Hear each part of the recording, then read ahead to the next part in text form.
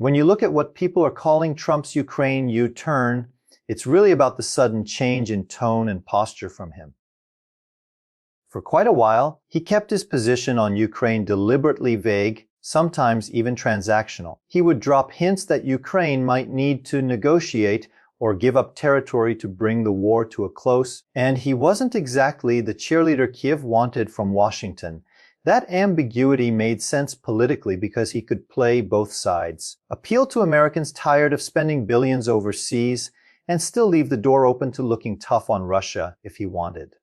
But now, suddenly, you've got him talking like Ukraine can reclaim all its territory, calling Russia a paper tiger, and pushing NATO and Europe to act as if Kyiv can and should win. That is a rhetorical pivot. It's not the same as tanks, dollars, or missiles, but it matters because tone sets expectations. It rallies one side and unnerves the other. And in this war, perception has always been half the battle. For Ukraine, it's a morale boost, a message from the loudest voice in American politics saying, "You can win." For Russia, it cuts against the story the Kremlin likes to tell its people and the world, which is that Western support is fading and Russia only has to outlast everyone else. Now, let's be clear. A U-turn like this doesn't mean Ukraine suddenly gets a blank check or an endless stream of weapons. Trump's words don't automatically translate into policy or congressional funding. We've seen before that American political rhetoric and actual commitments can live on two separate tracks. What it does mean is that Ukraine's supporters in Washington and Europe hear a signal that at least, for the moment, the United States under Trump is talking tough in their direction. That creates expectations. And expectations can be dangerous if they rise faster than reality can keep up. Ukraine may hear Trump's voice and think more advanced systems, more security guarantees, maybe even direct NATO involvement could be around the corner. But what if the shift is more about optics than real support? That gap between hope and reality can fuel disappointment, and in a war this draining, disappointment is toxic. From Moscow's side, though, this U-turn isn't enough to shake their core approach. Analysts like Michael Clark describe it as the Kremlin's triple strategy. Think of it as three parallel tracks they're running at once, and none of them depends on what Trump says this week. The first is simply keep fighting until they've squeezed out something they can call a victory. That doesn't mean Russia expects to storm Kyiv tomorrow, but it does mean they won't agree to a ceasefire or peace deal that just leaves things as they are without concessions. From Putin's perspective, losses are heavy, costs are high, but ending the war with nothing to show is politically suicidal. So they grind on. The second part of the strategy is all about trying to reset relations with the United States and the wider world. The Kremlin knows it's isolated, sanctioned, and cut off in ways that damage its long-term strength. So even while it wages war, it keeps looking for diplomatic openings, for ways to persuade others to soften sanctions or to test whether Washington's leadership can be divided. That's why any change in tone from Trump catches their attention. They're always calculating how they might use it to claw back legitimacy. And the third track is their favorite drive wedges between the US and Europe.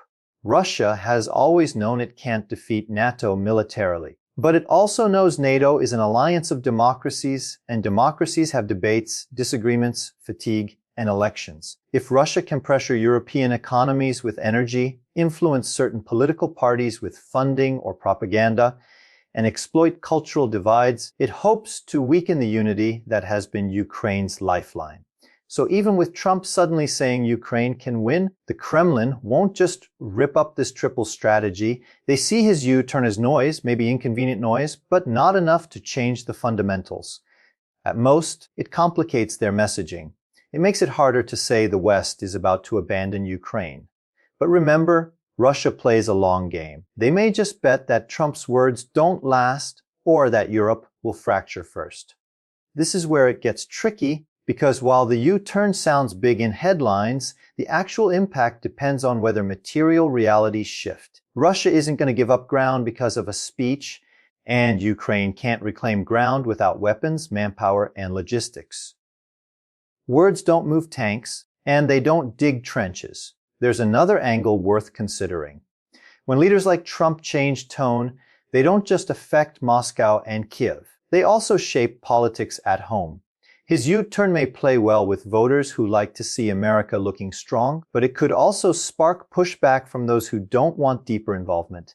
That internal American tug of war matters to Russia too. They may calculate that if Trump faces resistance in Congress or among his own base, then his tough talk will fizzle into something less substantial. And if that happens, Moscow can laugh off his shift as just another fluctuation in the messy world of American politics. On the European side, Trump's shift complicates things as well. European leaders have been nervous about the idea that Washington could one day turn away from Ukraine. Hearing Trump sound more pro-Ukraine may calm some nerves, but it might also make them hesitate. They could think if the US is back in the game, maybe we don't have to strain ourselves as much. That kind of thinking is exactly what the Kremlin hopes for because it reduces the pressure Russia feels from united Western support. So again, the impact of the U-turn is layered and sometimes contradictory. Now, let's step back. Does Clark's triple strategy capture everything Russia is doing?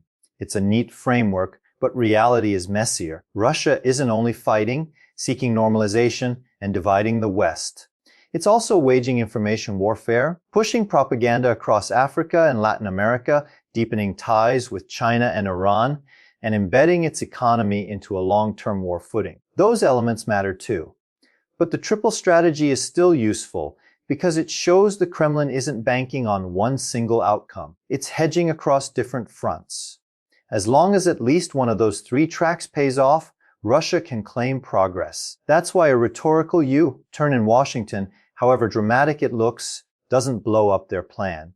They just adapt, recalibrate, and wait to see whether the West stays consistent. The biggest risk in all of this isn't actually the Kremlin or Trump's words.